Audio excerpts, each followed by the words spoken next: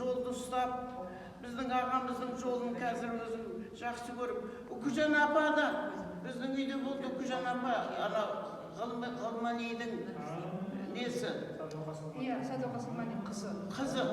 Үйде сонда мына мен шақырып алып, біздің үйде болды. Сонда айтты, мен Қажыбай Қажыны білемін. Ол кезде өзінің қымызыменен жігіт болып, сөйтіп маған сөз айтқандай деген сөз. Сіздің әкеңіз екен ғой, әрине. Әкеміз сондай болғаннан кейін бізге дінге жақындығымыз, сондықтан сізді мен қонаққа шақырып отырғаным осы деп сөйдедім. Сондықтан тарих күшті ғой жаным, өмір деген күшті. Ал енді бата беріп жүрміз. Илля Алла өзіне сүйініп, Аллаға сыйынамыз. Пайғамбарымыз саллаллаху алейхи саламның жолымен жүргендерге және оның асхабына салауат пен сәлем болсын.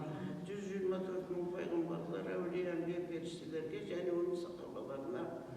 Бізді қолдап, қорғап жүрген әулие, әмбие, періштелерге және оның сахабаларына. Алла тағала бүгінгі келген біздің жолымыздың, Алла жолымызды ашсын Алла тағала. Бала шағамыз, отбасымыз, өміріміз барлығы жақсы болсын, еліміз аман, жұртымыз тыныш болсын. Осындай тыныштықта жүрген сендей жас имамымыз Алла тағала құлама жақсы, мынау біздің мүфтиіміздің орнында жоғарылайтын бол, Алла тағала көтере бол. Сатыдан сатыға біздің тілегімізді қабыл ет Алла тағала. Алла не берсе де бәрін қайырмен бер. Бүгін біздің ойдаған ойымыз, тілеген тілегіміз бана Алла әмин деп қабыл етсін.